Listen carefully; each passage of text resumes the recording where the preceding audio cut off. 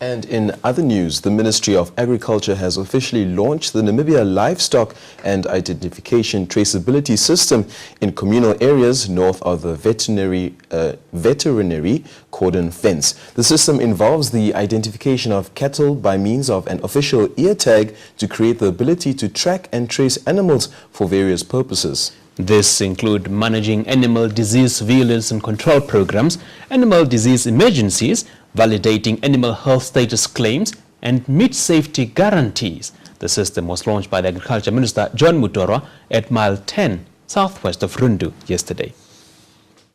The Namibia Livestock Identification and Traceability System, NAMLITS, was introduced in 2005 in the foot and mouth disease-free zone, that's the southern areas of the country, as a response to some requirements of the country's European trading partners. It was also introduced as Namibia's endeavor to access the high-value markets like the United States of America. The Agriculture Minister John Mutora said the system had proved a success and had also been subjected to a number of tests by the European Union and the International Organization for Animal Health with satisfactory results. It is therefore being rolled out now to the northern communal areas, covering 7 regions, to address the disparities that isolate farmers in these areas from deriving maximum economic benefits from their livestock. In the world today, when you sell your cow, your bull, your ox, and that meat is consumed by other people in the country and outside the country, and if it is detected that there is some sickness or illness or whatever, some disease in that meat, then they want to trace the origin of this cow. Mutora announced that his ministry had carried out a countrywide information campaign starting in August last year, followed by the pilot phase in November to ensure the smooth implementation of this system. This system will also enable the ministry to build accurate records on the performance of the herd, its size, and how it is distributed in the country. Among those witnessing the launch was Angola's Director of Veterinary Services, Antonio José, who commended Namibia for the initiative. Mutora then stressed the need for the two governments' veterinarians to work out appropriate strategies for the total elimination and eradication of transboundary animal diseases such as foot and mouth disease and lung sickness. In response, Antonio José, who spoke through an interpreter, had this to say. We used to have regular meetings with our colleagues of Namibia and Angola.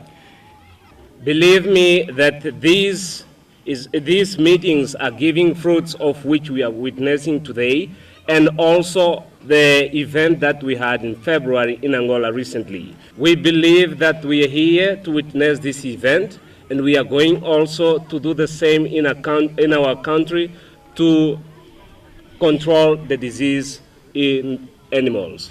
The Agriculture Minister thus appealed for cooperation from the farmers by taking their animals for this exercise to obtain animal movement permits each time they moved out of their herd and to report any deaths and births to veterinary officers.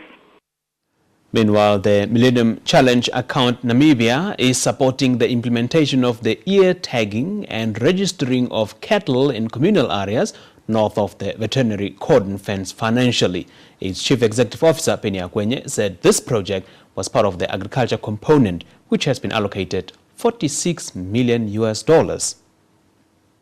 Activities of the agriculture project of the MCA Namibia are aimed at strengthening the land tenure system in the northern communal areas, improving rangeland management practices, and strengthening animal health services. It also supports livestock marketing efficiency and strengthening the supply chains and marketing of indigenous natural plant products throughout Namibia. MCA Namibia is partnering with the Agriculture Ministry in the Animal Identification Program. Our role in this very activity is to buy tags. All the tags, over 600,000 for now, are bought by MCA Namibia, and we are going to buy the remaining ones. In total, there will be 1.2 million tags, so that we can take all cattle from Kaprivi to Kunene. So we provide resources, and in addition to the tags, the chips that we have seen being put there, we are also buying the whole system, the computer system, all gadgets, so that when the information is put in database, so it can be combined with the existing NAMLITs and become a national NAMLITs. We are working towards that. One of the farmers who witnessed the launch was Agustinus Poroto, who was upbeat about this government initiative. Most of us farmers, we don't know really the identity of our cattle. Now, as they are putting ear tags and they are on the ear tag, there's numbers.